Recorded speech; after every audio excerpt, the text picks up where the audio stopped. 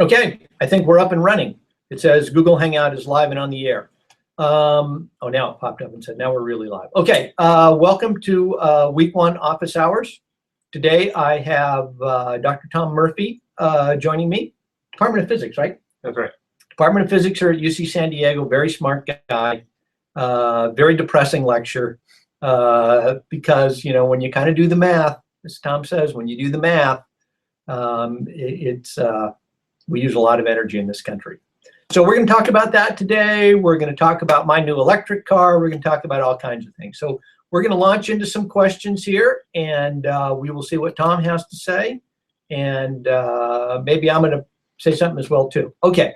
Dr. Murphy, have you heard of anyone looking into or considering using heliostats to concentrate solar energy onto containers of biomass to drive the thermal chemical conversion of biomass into transportation fuels?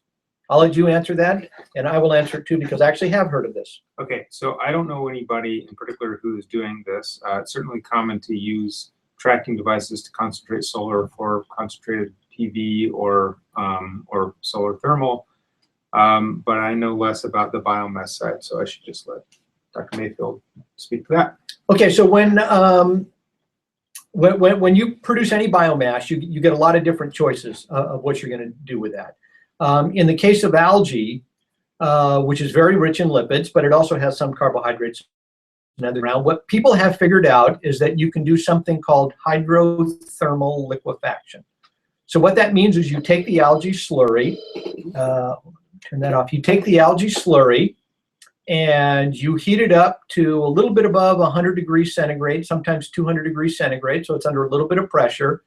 And you lower the pH, you put a little bit of dilute acid in, and what happens to that is it goes through a thermochemical conversion, and then you separate the water-soluble part, and most of the phosphate and nitrogen goes into that, and everything else kind of becomes more or less looking like crude oil. And you can get about 35 to 40% green crude out of it, as it's called. And that green crude, even though it has a little bit of oxygen in it and a little bit of nitrogen, can go directly to a refinery and be blended in with regular crude oil and refined into gasoline and diesel. And that is the process that Sapphire Energy, which is a company trying to make biofuels out of algae that I'm a founder of, that's the process they've used, and several other groups have used it. Now, you asked, can you use solar energy to do that? I don't know of anybody using solar energy today to do that, but I do know that Sapphire Energy has been looking into using thermal, underground, geothermal energy to do exactly that. And they've got a little research project going where they have tested this and shown that it works really well. So you need to put a little bit of energy into that, not huge amounts. To get up to 100 degrees or 200 degrees centigrade isn't that high of energy, but it's some. And you can absolutely do that with any form you want. You could do that with solar, you could do it with geothermal, or you could do it with natural gas. So absolutely that would work. People are starting to look at it, and I can't tell you yet what a life cycle assessment looks like, meaning I can't tell you, how green that process is, but it certainly sounds like it's a good idea. So let's see, here's another one, and I'm probably going to, again, let Tom answer this one. So we're going to select this, and it should pop up, and it says from Sarah, is it possible to store energy for lightning for use? What are the problems with storing it? I have no idea about that one. That's a good question. I would say not likely to see this happen. It's hard to know when lightning is going to happen and where. You can certainly coax it to hit certain spots, but it's such a large amount of charge that you're going to have a hard time hanging on to it electrically. So I think it's plagued by intermittency way more than, say, sun or wind would be. So I would not put it high on the list of things we should look for. Mainly, yeah, because of its inconsistency, I think, probably more than anything else. We already have a big problem with wind and solar in that they're intermittent. Depending upon where you are. And so if we can get short-term storage for those things, that helps kind of level it out. And if we can do better at predicting, especially with the solar prediction and the wind prediction, we can do better at that. but predictability is a big problem in renewable fuels. And yeah, another way to say this is storage is what's really hampering wind and solar right now. And you don't need a complete storage solution for those because you can use some as it's being produced. But with lightning, it would be 100% storage. Yeah. So Yeah. it takes a problem that's already hard and makes it 100% that kind of problem. Okay, so we're going to put that one on technology to be developed at a later date for right now. Okay, we'll work our way down these and see if we get into something that's... Okay, I would like to ask about the intersection between energy and water as well. Since the links between energy and food production were explored in the first week, how do energy, food, and water production and consumption intersect? And can you give us examples of that? I can certainly mention a few, but Tom is my guest, so I'm going to let him start. So definitely this goes both ways. The big ones are that we use a lot of water in the production of energy, in cooling towers and any fossil fuel plant, natural gas, nuclear plant, solar thermal plants even tend to need a lot of water to cool the front, to make a reservoir between the hot source and the cool reservoir for which you'll get the energy flow. So you need to dump that energy somewhere, thermal energy somewhere. That's a huge deal because most of these plants are a very small fraction, or maybe 30% or something like this of the energy. Thermal energy is converted into something useful, but most of it's heat, waste heat. So water is so energy production is a gigantic consumer of water resources.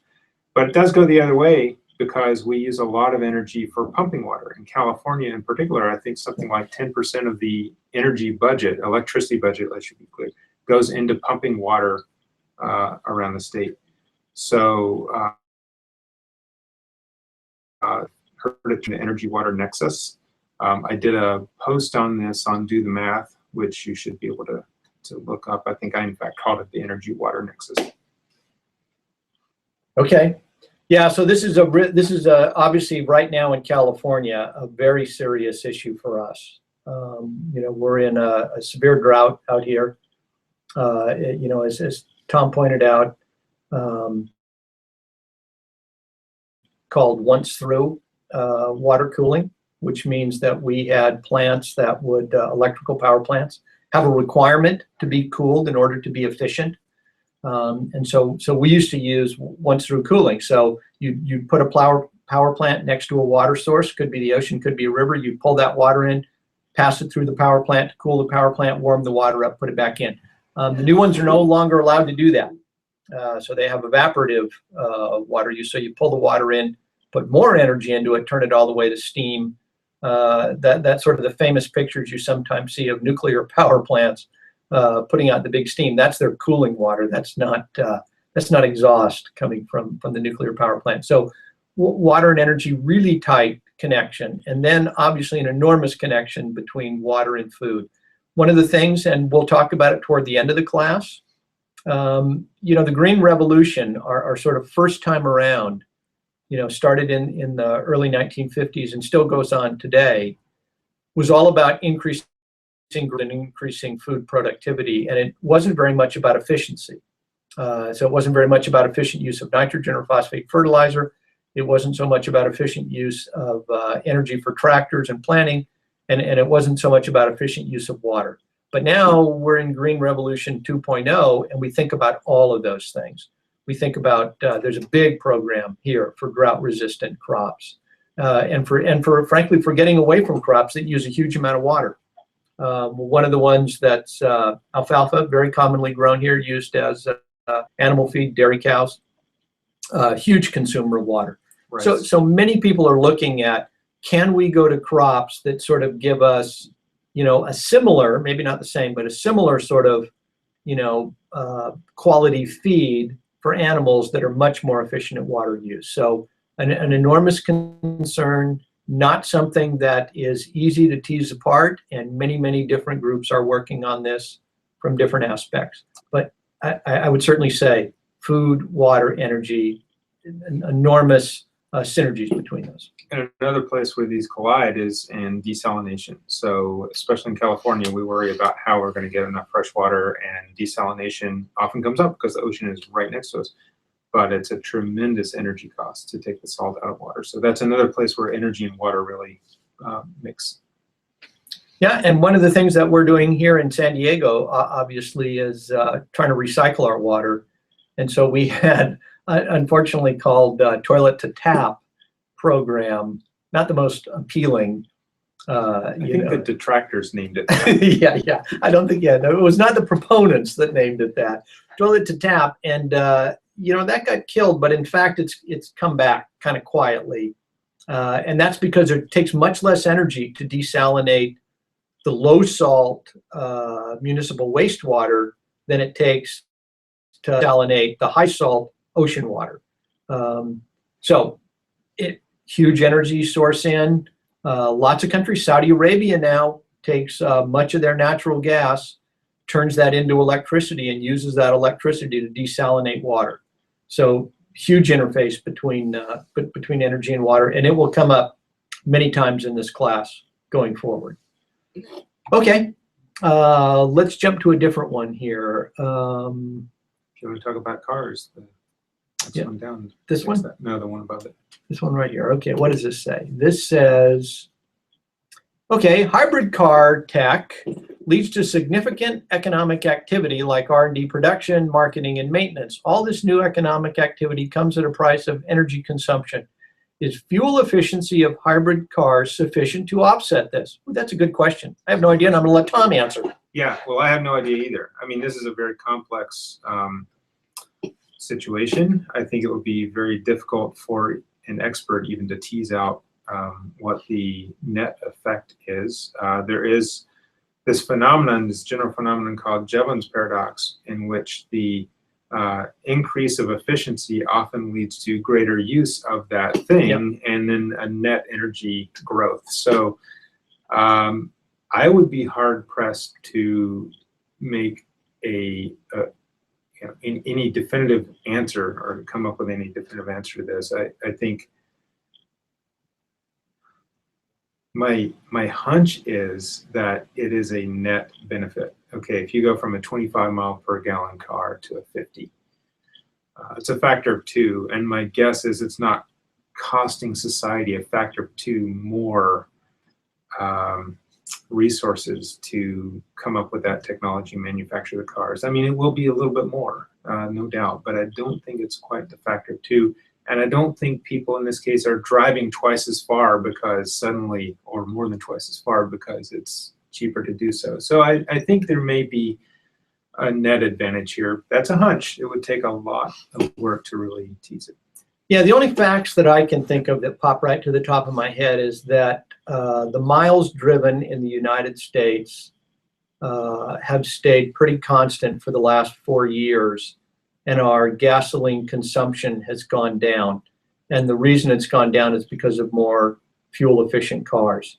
Now, you could have a reduction in gasoline, but not a net reduction in energy use because you've simply swapped from gasoline to some other energy. But at least sort of by first principles, as the hybrids come about and we get better efficiency in our cars, we are certainly using less gasoline. In fact, energy use in the States has dropped for the last couple of years. So I'm going to guess, and it's only a guess, don't hold me to it, that there is a good net benefit from the hybrid cars. Now that'll bring up my new car, because I just bought 2 weeks ago a all-electric. Here's that's my little fob. That's the only thing I need to drive my car now. No key anymore. So I got a Ford Focus, which some people call a BEV, a battery electric vehicle, or some people call PEV, plug-in electric vehicle. So that's not a hybrid. There's no engine in it at all. It's a big whopping battery and an electric engine to drive around. That gets about 85 miles when it's fully charged. So from my house down here to campus is 12 and a half miles each way. So it's 25, 26 miles round trip each day. So I go about 3 days, and then I plug it in. Right now I've got the slow charger, takes me about 12 hours to charge it. Now, on that car, I bought it. I bought it for a couple reasons. One, I bought it because I wanted to make a statement on reducing our fossil fuel use. And I can see Tom is biting his lip here to keep from telling everybody that if you drive an electric car in San Diego right now, you're still burning fossil fuel because some of our electricity still comes from coal or from natural gas. And that is true. I will say, I have done the math on this, and it's a net win in California. Even today, it's a net win. Even today, it's a net win. There are places where it's not. Wyoming, Kansas, Missouri, a lot of the Midwestern states, you don't save anything. California and Washington State. So there are places where, in fact, here it's about a factor of 2. You produce about a factor of 2 less CO2 per mile driven in California. So, you're okay. I'm not fighting my lip. Okay, thank God. Because some people have claimed that, hey, look, Mr. Snobby guy with the electric car, you're actually worse than me. But in fact, the one I got, which is the Ford Focus, is kind of a little car, so it gets 106 what they call e-miles. So that's miles per gallon equivalent. That's if I was burning natural electricity. But I am having somebody come by to look at my house this week to put on solar PV panels on it so that I can be a net zero energy consumer, meaning that I will put on enough solar panels on my house, not only to power all the electricity in my house, but to put out enough to charge my car. And in that case, I absolutely know that my carbon footprint is going down. That math has been done by many, many people, and that's an enormous win. So the one thing I will point out, you're charging at night, so you do have a fossil fuel plant chugging away to charge your car. You're offsetting some in the daytime, so a little less fossil fuel has to be spent in the daytime. But I just want to make the clear distinction that there's no sun at night. I know that. It's not a totally clean. I applaud it. I think it's a good mix. It's just physicist for the purist. Never invite a physicist on the first meeting. Okay, Mr. Physicist, that is true, but Tom will also tell us that if you have a power plant chugging at a baseline all the time, it's better than turning it up high in the day and low at night. So my engineering friends at SDG&E tell me that electric cars do 2 beneficial things, right? Because by plugging them in at night, they get to keep running their power plants at a higher percent, which works out better for them, at least economically, in the long run. And it's better efficiency. I mean, they're designed to operate at high levels. Yeah, the other thing I have to do, in order to get, so if I do that here in California, I will get the cheapest rate 24/7, meaning so I agreed with SDG&E, I'm only going to charge my car between midnight and 6 a.m. So that is the lowest, that's low energy, the lowest energy consumption. So if I agree to charge my car only during that time, since that's the low energy demand, that's also the low energy cost, all right? So it costs right now 16 cents a kilowatt hour between midnight and 6 a.m. In 2015, that's going to go to 19. But the highest rate you can pay here in San Diego is 39 cents a kilowatt hour, and you pay that between noon and 6 p.m. because that's high demand. So SDG&E raises the price from noon to 6 p.m. to discourage people using it, and they lower the price between midnight and 6 a.m. to encourage people to use it. So if you have an ability to use it in the morning and not in the afternoon, that's better for them. So they give you that price reduction. But since I've agreed to charge my car, which is a big user of electricity now, between midnight and 6 a.m., I get that cheapest rate 24/7. So that means the electricity that I use in my house between 6 a.m. and noon, and between noon and 6 p.m., which are their 2 higher peak seasons, I get those cheap. Why do they do that? They do that because it's an advantage to them to keep an even amount of power going all the time. And by having my electric car on there, they get that. The other thing, I have to agree that every time my car is plugged in, they can actually pull current back out of it, pull energy back out of it if they need it, right? So what that means is there may be some times when my car battery is actually acting as spike storage for them. And how they do that with a smart grid, I can't tell you. But what I knew is I have to be on a smart meter, and I have to agree to do that, and then I get the cheap rate, which I did. So I'm going to have a lower carbon footprint, and I'm going to have a lower electricity bill because of this. But I do have now a new car payment. And unfortunately, I couldn't get rid of my gas car because I only get 85 miles. And so when there are times when I have to drive farther than that, I kept my old gas car around just for those times. But Tom's new car is? It's a Ford C-Max plug-in hybrid, so it has a roughly 21-mile range on electric.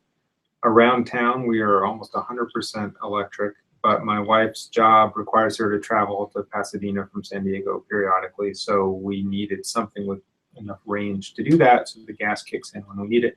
Even then, it's about a 45 mile per gallon vehicle, the way we drive it. We've turned into old people driving this car. We're extremely soft with the accelerations, even though electric cars are very good at acceleration. We're very good at braking because it gives you a brake score, and we just, and also you have to come to a full stop to get the brake score. And so for the first time in my life, I'm stopping at stop signs like you're supposed to do. And the people behind me are not quite clear on what's going on. But it's, because they're not used to Tom doing that, I can assure you. Right. And so it's been kind of a fun experience.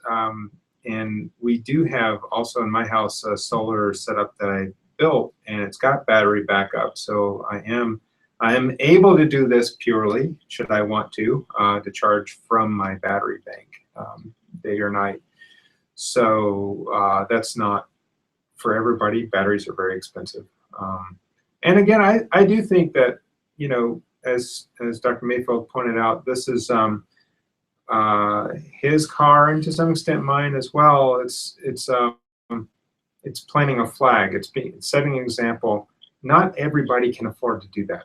Mm-hmm. Okay, now there are incentives that make these things not terribly expensive, actually. Mm-hmm. So that's a very nice thing. But, you know, some of these choices that myself and others like me make are available to us, but not to everybody. And I would like to see it more universally available. Yeah, that's right. So we get great incentives here in the United States, right? We get right now $7,500 from the feds. Off your taxes if you buy an electric car this year through the end of 2014. And in California, you get an additional $2,500. So that's about $10,000 off. Now, electric cars are more expensive than gas cars right now because of the battery, because of the other technology. So that Ford Focus, the actual sticker price, as they call it, was about $36,000. I ended up only paying about $22,000 for the car by the time you got off all the rebates from everybody. And because it's end of year, Ford was giving you some too. But if I'd bought the gas-powered version of that car, its sticker price was $10,000 less. It was only $26,000. So, but the other kind of interesting thing about it, which I did not know, probably Tom did, the guy tells me when I got my car, he says, "Oh, you're a first-time Ford owner. That means for the first 36 months, you get all maintenance free." And I'm like, "That's great. What's the maintenance on an electric car?" "Oh, there isn't any. There's none. You rotate the tires. You make sure the pressure in the tires stays up, and you rotate the tires. That's all you got to do in the first 36 months. There's no oil to change. There's no anything to lube, nothing." And regenerative braking means that those brakes, I worry more about corrosion in the brake system than I do about wear, because they're just not used all that much. 100,000 miles. What they told me I should expect on my brakes if I do it right. Okay. So at any rate, that's my last, we had this is the second time we've run this course. And when we ran it last time, I was thinking about getting an electric car. And I said that was going to be my next big commitment to reducing fossil fuel. And I got lots of advice from people on different cars. Went out and drove several of them. But I just like this one. It's kind of a nice little sporty one and seemed about the right size. And so that's what I've got. And I'm sure you'll hear more about it as the class goes on. Okay, I'm going to take one on nuclear power here, even though we don't have George Tynan, our nuclear engineer guy. Nuclear technology is how clean it is. I'm not sure what that means. We know that the nuclear waste remains radioactive for 1 year. Well, I think it remains radioactive for a lot longer than that. So I think the question is, how clean is nuclear technology? And, you know, how does it kind of fit into the whole energy system? I'll let Tom make some comments and I'll say something too. Okay, I mean, there are layers here. Certainly the nuclear process does not involve carbon emissions. So if your big thing is climate change and carbon dioxide, the actual process, core process, is not emitting carbon dioxide.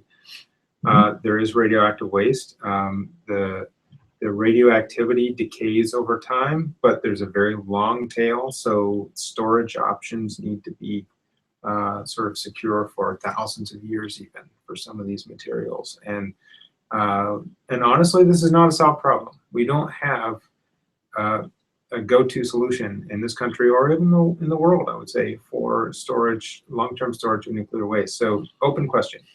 Now, when you build a nuclear plant, the present way that those are built are using all the traditional energy inputs, a lot of concrete, a lot of steel, a lot of transportation, the mining of the uranium, all of those things are fossil fuel intensive. And so the life cycle of the nuclear plant does not break free of carbon emissions and fossil fuel use.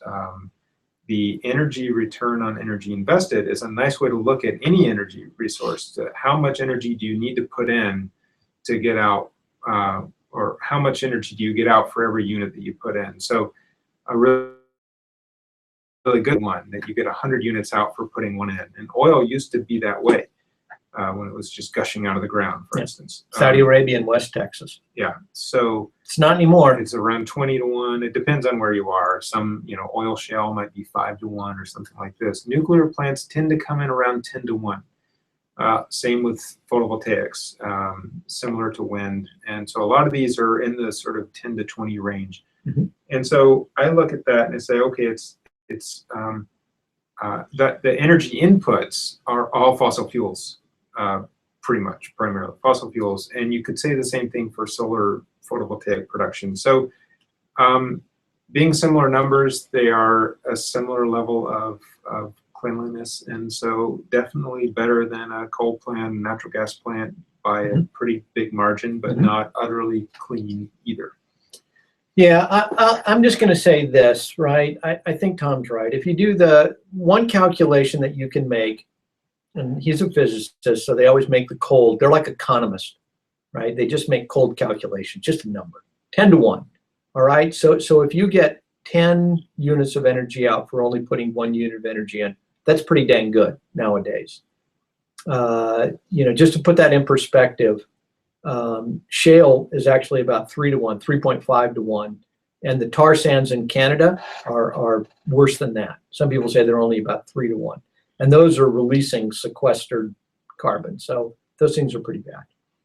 But I just want to make this comment. I was in Japan last November, and over there, they have Fukushima, right, where the 3 reactors were damaged by the tsunami. One of them went into complete meltdown, and they still do not have it contained.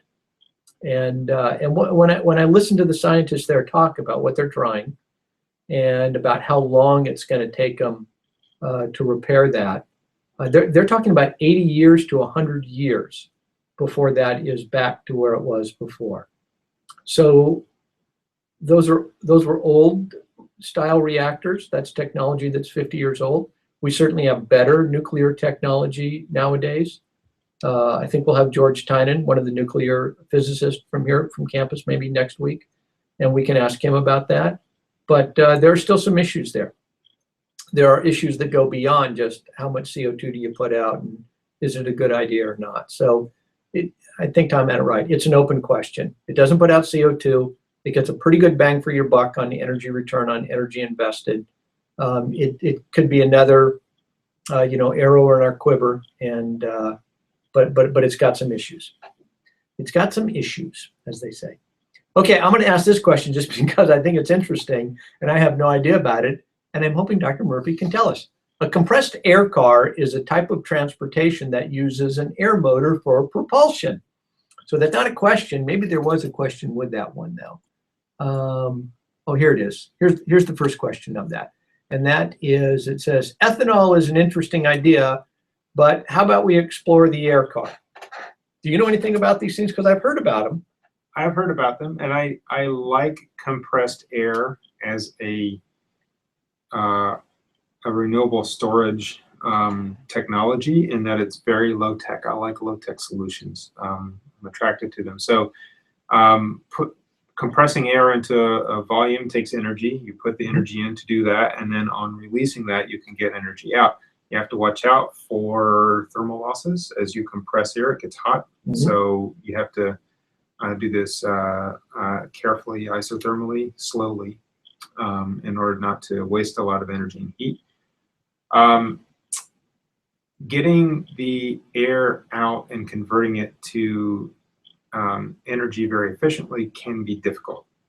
So I think that's, I mean, either way, the round trip can be pretty inefficient for compressed air. I don't know hard numbers, but I would suspect it's less than 50% efficient on a round trip. Okay. But if you've got, say, a solar input producing that, you know, driving the compressor, you don't really care what the efficiency is at some point if you have enough panels. So I'm attracted to the idea. I don't think it's you know, ready to see it in the mainstream. Yeah, again, I don't know anything about. I've heard about air cars, and I know people have talked about them. It's a storage form of energy, right? So it's like a battery. You know, you have a battery, you put electrons in, use that to drive an electric motor. So it's a storage. You know, the reason we use liquid transportation fuels, the reason we have either gasoline or diesel or even ethanol, right, is there's a huge amount of energy. The energy density on those is enormous. So 100 times. Gasoline has 100 times the energy density of a battery, all right? And that's why my nice little electric car, even though it's very efficient in terms of driving around, and the energy you use to push an electric engine is much more efficient than a gasoline engine, because you're not creating all that heat. It's really hard to store the same amount of energy. That's why we love fossil fuels.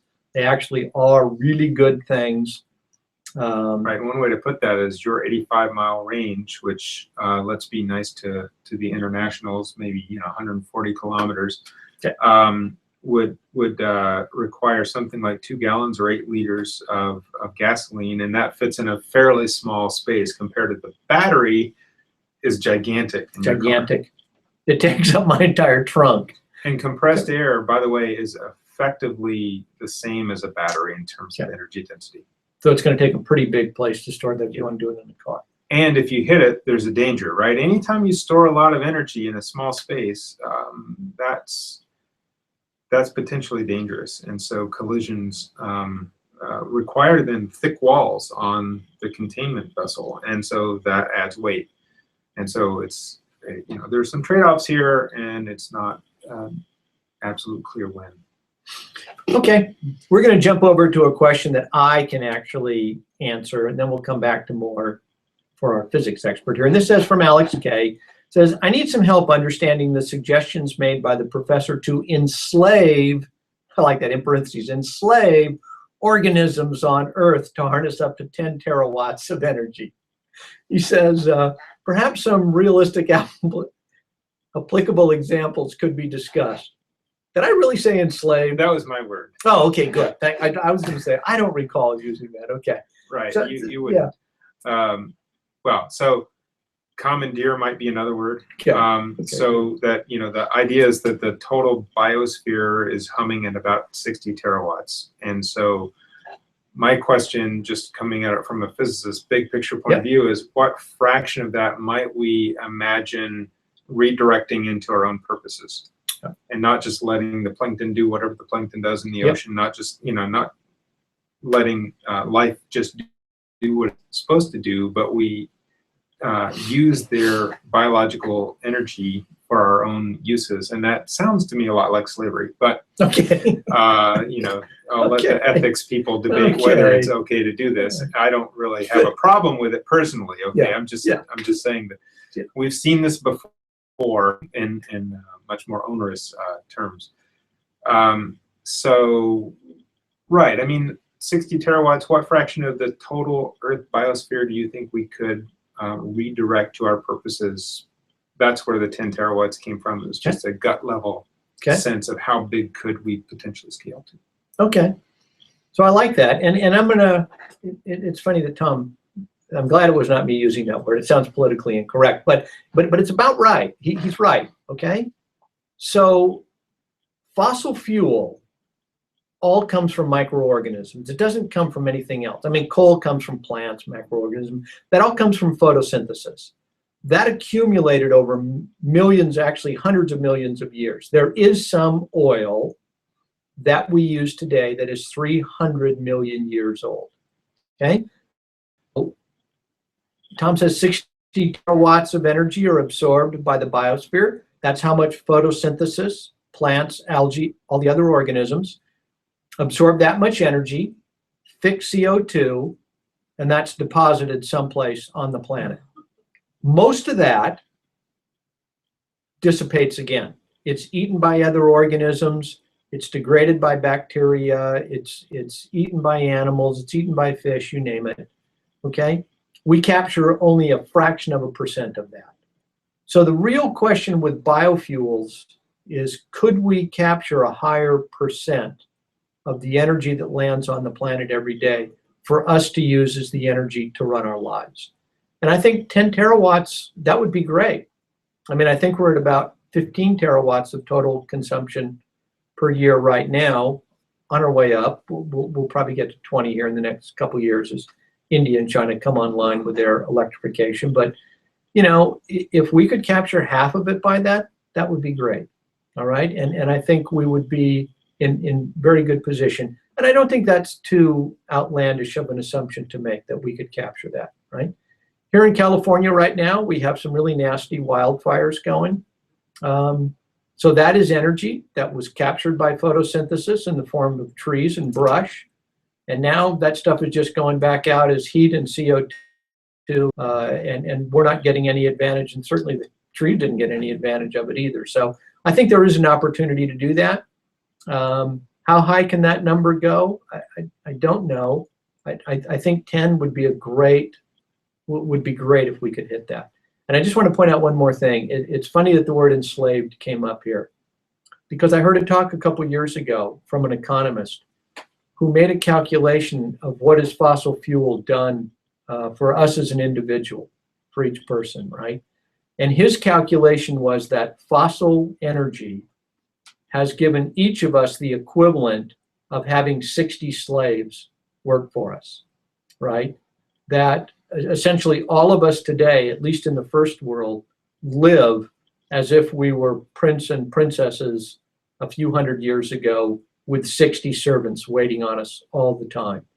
And when you think about it, that's what we've done. We took those enslaved microorganisms, or at least the energy from those, and used those to have a lifestyle that is very much what a king or queen would have just 100 or 200 years ago.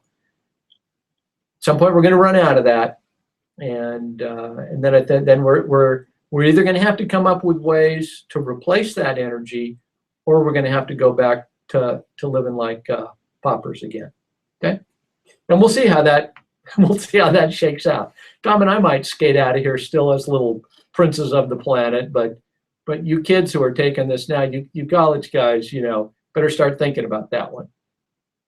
Okay, I don't know. Here's a good one. Let's ask this one right here, which says, are people at UCSD exploring how we in the U.S. can change to a system that would allow more people to work from home, thus lowering many expenses, including transportation? Tom talked about that. Then I'm going to give you guys an example of a company that I work with.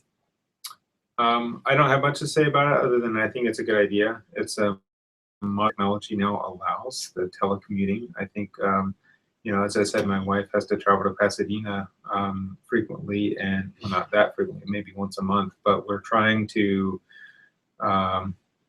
get that going by technology channels.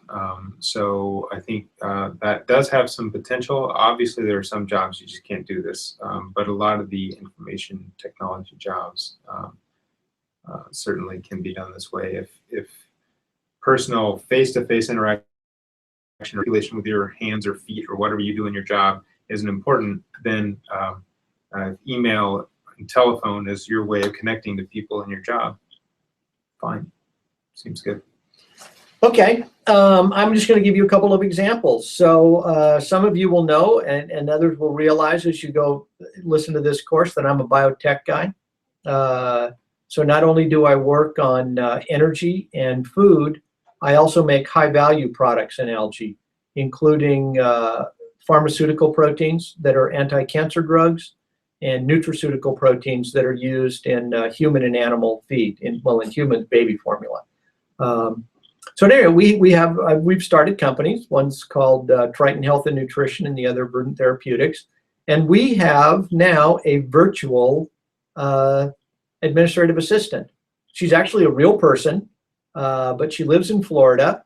I've never seen her face to face, but she does all of our scheduling, all of our phone calls, our transportation, you name it. That used to be, up until about a month ago, that was a woman who lived here in San Diego who would come into the office, the Triton office, and actually sit at a desk and answer phone. And now this is all run, out of Florida.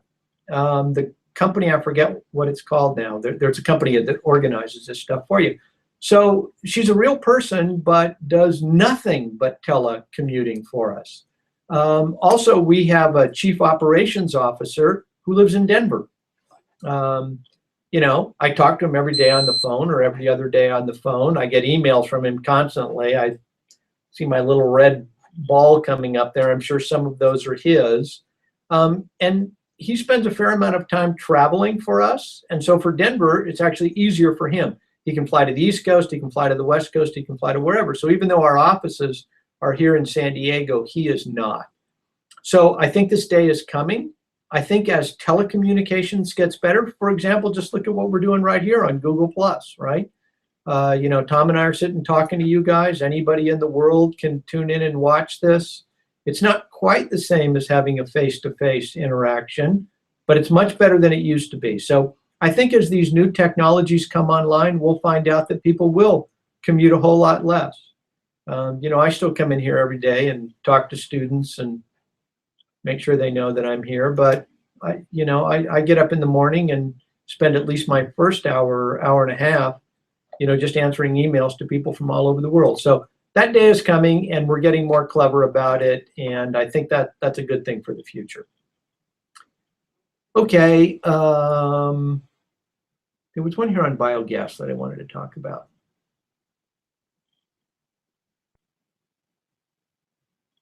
Here it is right here. And we'll bring this up later. There's actually a specific lecture on it, but I want to get this one in the big picture. Because in the rural areas of China, almost every family has a tank to produce methane for cooking and lighting. I want to know, what is the situation of methane-generated electricity as a sustainable energy source in the U.S.? Thanks. Tom, you give a shot. I don't know that we have a lot of methane in the sort of distributed sense this way. We do have propane, okay, and so it's probably very similar. It's liquid propane in tanks. A lot of rural areas have propane tanks. Methane is in many ways cleaner, and it's a nice energy source, but I think distributing the methane is a little bit more difficult potentially. But I don't know anything more than that. So. Okay, so biogas is very big in Europe. We do a little bit of it here. We're going to be doing a lot more of it here.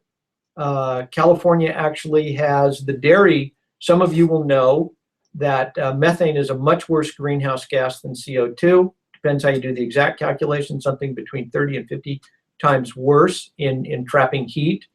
And that means every time you have large biomass piled up any place that goes into anaerobic digestion, you are releasing methane from that. Cows and sheep have they're ruminants, so that means they have an anaerobic, they have several stomachs, one of which is anaerobic. They do anaerobic digestion in that. That means they produce methane. So believe it or not, they belch it and fart it out, and this is a problem. It's a source for greenhouse gases. So in California and other states, we're trying to reduce that. And when we collect all that manure, and then we collect all that, put it into large anaerobic digesters, and derive from that biogas, which then can be pumped. It has to be cleaned up. What comes out of biogas is you get methane, which is natural gas. You can put that into the source, but you have to clean the sulfur compounds out of it. So you get hydrogen sulfide. That's the sort of stinky, rotten egg part of it. And you have to clean that out because it's very corrosive. The wastewater treatment plant up here in San Diego, in North County, San Diego, has their own anaerobic digester. They're actually, they have a two-phase one. One medium temperature, mesophilic, and one that's a little higher temperature. The methane that they derive from that, they burn, turn into electricity, and they use that electricity to power the plant. So it's something that's coming. The Europeans have jumped on this much more than we have.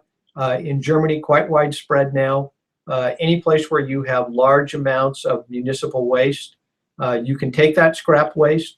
So you can take meat, you can take fat, you can take a newspaper, you can take anything that is organic. You can throw that into an anaerobic digester, and you can derive methane from that. It's going to get bigger. It's expensive. It's cumbersome, but you get a pretty good return on it. You know, there's a high capex cost to build these things, but once you build those, you get a pretty good bang for your buck in terms of you know, energy back out of it. So, you know, it's old technology. This is not, you know, anaerobic digesters, as the questioner points out. These have been in rural China. These have been everywhere for many, many years. You will hear a lecture later in this series from a very old good friend of mine who's now over in Germany. In Germany, as I said, it's much bigger than it is here. And he runs a kind of an interesting little offshoot of this, which is you can actually take electricity, feed it to a certain type of bacteria. They're actually not bacteria, they're archaea, but you feed them to a prokaryotic microorganism, and they will convert that electricity into methane. And then you can store the methane. So it's much easier to store methane than it is to store electrons. So they now have an idea where, can we take our excess wind energy when we're not using it, like wind, when the wind is blowing at night and we don't have large demand, and can we use that and convert it to methane? Now that's not biogas, that's not from fermentation, it's a slightly different process, but the same sort of thing. You end up making a renewable natural gas, and then you can feed that into the methane pipeline, into the natural gas pipeline. So, yep, something we're thinking about. Other people are ahead of us, but it's coming here in California. It's coming mainly, though, not because we want to generate a lot of natural gas, but it's because we don't want that natural gas to escape into the atmosphere because it's a worse greenhouse gas. Okay. Here's an interesting one. I'll see if Tom knows anything about this. I always hear about these things, and maybe we'll say, if Tom doesn't have anything to say, we'll save it for next week. And that's thorium. Going back to nuclear, what are your thoughts on thorium reactors? I hear about these things and know they're next generation, but I don't know what they are. Okay, so let me first mention that there are only 3 radioisotopes that will undergo slow nuclear fission: uranium-233, uranium-235, plutonium-239. We don't have any of those naturally occurring except for uranium-235, and that's what most reactors are today. The problem is that only 0.7%, less than 1% of natural uranium is in that isotope 235. Most of it's 238, which we can breed by absorption of neutrons into plutonium-239. So breeder reactors convert uranium-238, the otherwise inert form of uranium, into a fissile material. And that happens in every nuclear plant anyway, just as a natural part of the nuclear process. Some plutonium is being created and burned. Uranium-233 can be also bred out of thorium-232. So there's more thorium-232 in the ground than uranium-238 even, by a factor of 2. So it's not a huge windfall, but it's reasonably abundant. It's not fissile on its own. You have to turn it in uranium-233. And so you have to have some nuclear process to generate the neutrons to kickstart that. But it's certainly a technically feasible approach. It has problems right now for going mainstream. Almost all the thorium designs take place in a molten salt reactor. Molten salt is incredibly corrosive, so it's very difficult to design the materials of the containment structure so that they will withstand whatever, you know, might happen to the environment. You know, things happen like Fukushima and so forth. So I think it's something to keep our eyes on. I think it's a real thing. I do believe that nuclear will play a role in our future. It's something we know how to do. It's something we will see improvements in. I think, you know, we will always have, it'll be a love-hate relationship the whole time. But I think it's going to be with us. And I think that thorium is likely in the sort of 20 to 40 year time frame become a player, but it's not, in my mind, going to revolutionize. Oh, now our answers our prayers are answered, and this is it. So some of the old problems will stay with that. Yeah, it's not quite as bad in the uranic fissile materials, or not fissile, but some of the radioactive waste is a little less of a problem. The proliferation, which is a problem with breeder reactors, is not so bad with thorium because uranium-233 is short-lived. It's highly radioactive, difficult to work with. It's worse than plutonium in the sense it also can be mixed with uranium-232, and basically any terrorist who try to get hold of this stuff, if it's made responsibly, any terrorist who try to get hold of it would kill themselves working with the materials. So it's easy to get somebody to strap bombs around them and go into a market, but it's hard to get a nuclear physicist to volunteer to kill themselves by working on this stuff. So I think no.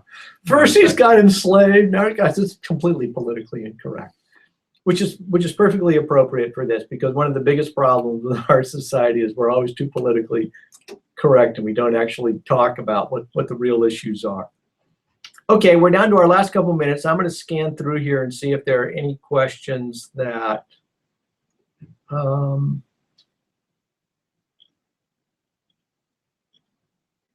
here's one on, we'll answer this one just because I can answer it quickly. Okay, it says in week 1, Professor Mayfield mentioned that initially cars were run on ethanol, but back then gasoline was cheap.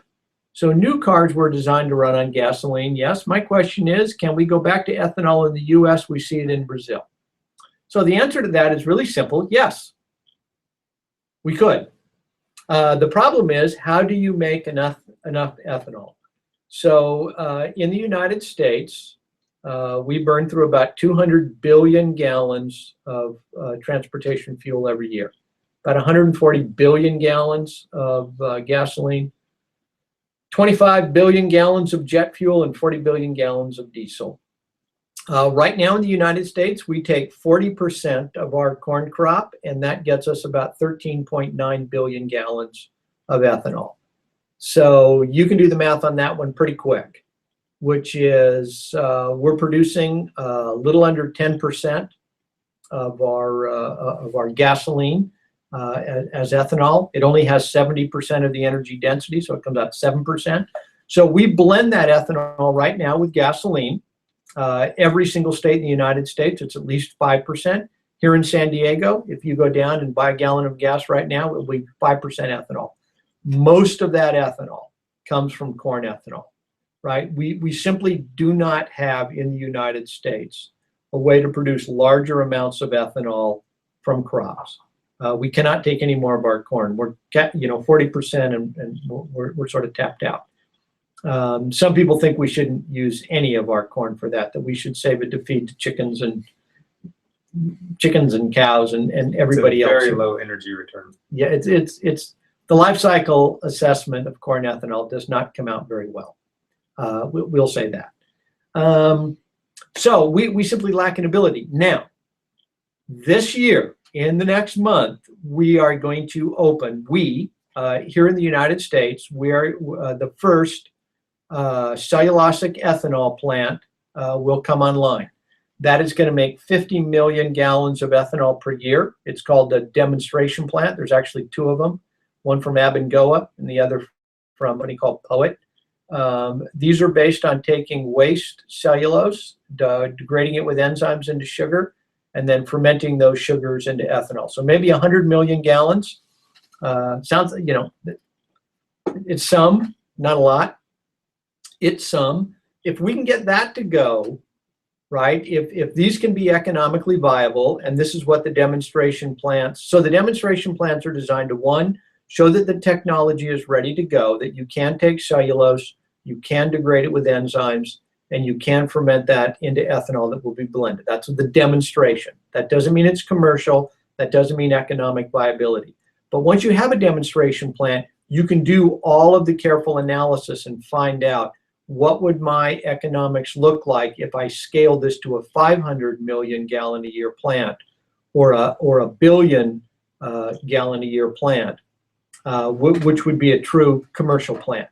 If the economics on that look good and we can start to scale those, still some debate, but we're trying, then I think ethanol comes back into the picture in the United States.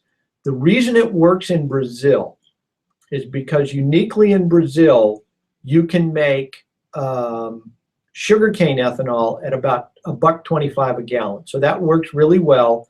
They've got an enormous resource down there to grow sugarcane, which we do not have here in the United States. So we make ours corn ethanol. Brazil, they make their sugarcane ethanol.